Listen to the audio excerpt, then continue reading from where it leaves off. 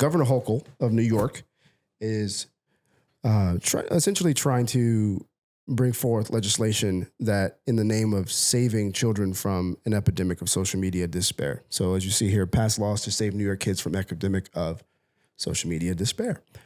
So the article reads, every generation faces defining challenges and young Americans are facing an epidemic of despair. We see it in the crippling sadness and anxiety of our children, families, loved ones. We feel the weight of our pain. And with each passing day, we learn more about this pain. We learn more about how this pain can be driven by the harmful effects of social media. Social media was meant to connect us to friends in a way that brought us closer to one another. Instead, platforms have become media machines collecting data on users and curating addictive algorithmic feeds designed to keep people scrolling as long as possible.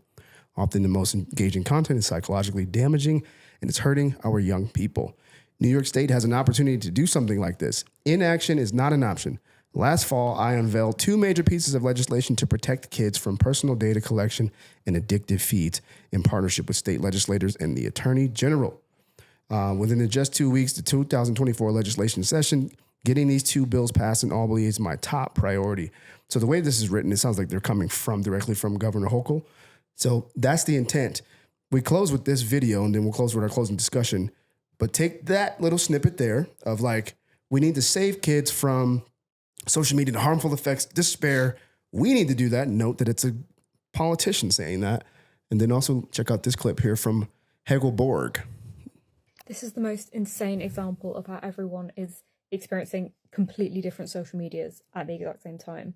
Like this video, my boyfriend said he'd be over by 3 after golfing. And like, it's just her every half an hour taking a video saying, oh, he's still not here. And it gets to like 5 or 6 p.m. and he's still not here. Okay. I opened the comments of this video and kind of as I expected, everyone was saying, oh, that's really rude. It's the disregard of her time. I don't like him. Did he communicate with you? If not, then that's a red flag. Okay. Fair enough. You know, I send this video to my boyfriend who was sat next to me. And then I said to my boyfriend, lol, look at the comments. Bear in mind, these comments were coming up at the top of the list. So as soon as you open the comments, these are the ones that came up for me. Tell me fucking why my boyfriend opens the comments on his phone. That, again, it's the first list of comments that come up. It's the same time on the same video. Or you could get your own hobby instead of waiting around for him. Like, God forbid he has a good time. He meant before 3 a.m. He's ahead of schedule. No fucking wonder we're all so divided when you can look at the same comments on the same video and it'll change them based on who you are and I presume based on like other activity in the app. Like, because people look at the fucking comments. You can pause it. She just realized this? So she's coming to terms with it. Yes, she's coming to terms with it, which many of us know. I think partially why we have a different perspective is we come from the world of marketing, right? And so we've understood how the algorithms work forever because we've been leveraging those to run media for a very long time. Correct. Custom audience down to the person, how much money they make, where they're located, what their user habits are. We've known this. Right. But the thing is, so why I paired them together is because it's this conversation of like the harmful effects of social media and what I think the fault in you know, whether it's Governor Hochul or this young lady, I think her observation is great because there's actually something there. But I think the fault is that it ends up making social media the scapegoat, and what it doesn't amplify is that social media just amplifies who we are. Right.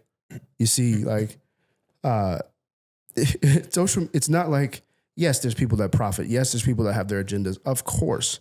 That's through anything. That's any business. That's any. Their objective is to get you to use 100%. 100%. What do you think Netflix is? Like, throw Netflix in there too. Throw Amazon in there. Like, the thing, they benefit from continuous usage. That's the model.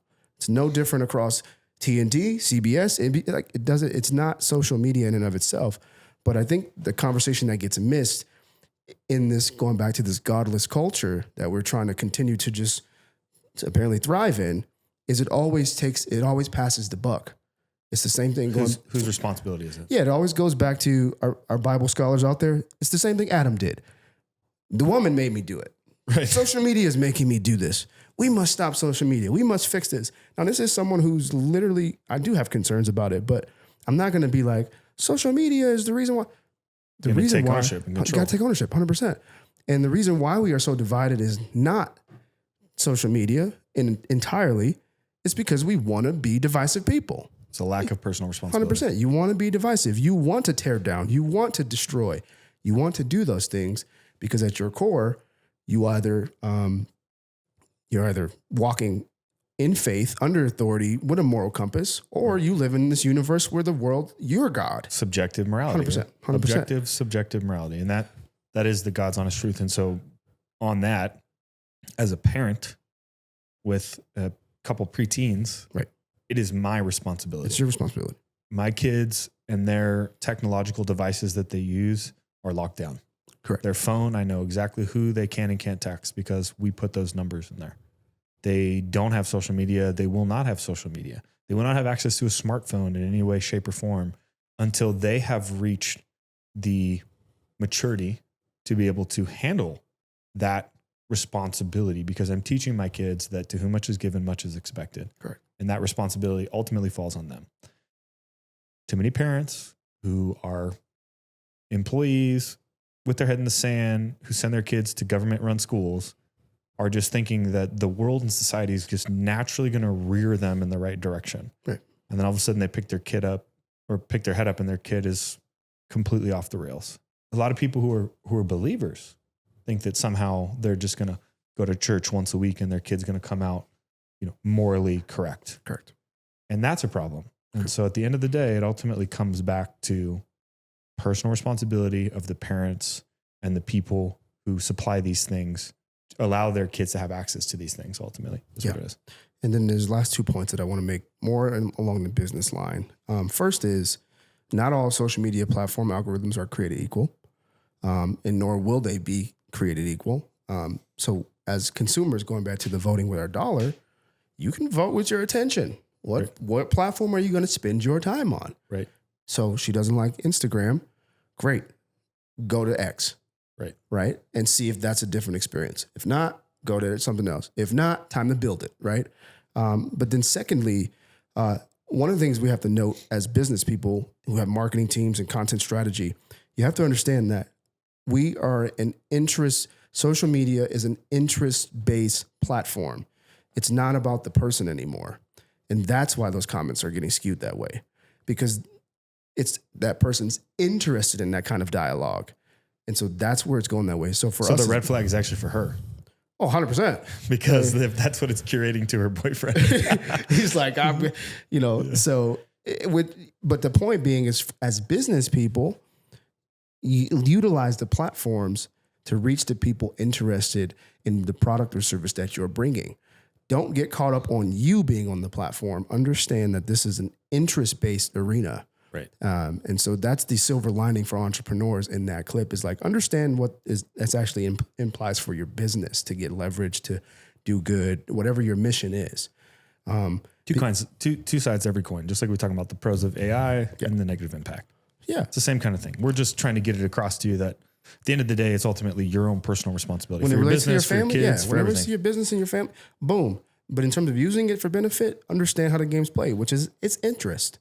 And she's getting a real reality of like, oh my, the platform is skewed to how they think my husband, based on his activities and things, is going to think. And I want him to continue to think that because it will keep him using the platform. Welcome to marketing. Yeah. Right. Welcome to business. Welcome to big data. Welcome to big data. And so vote with your attention, vote with your dollars, your manpower, your human capital, so on and so forth.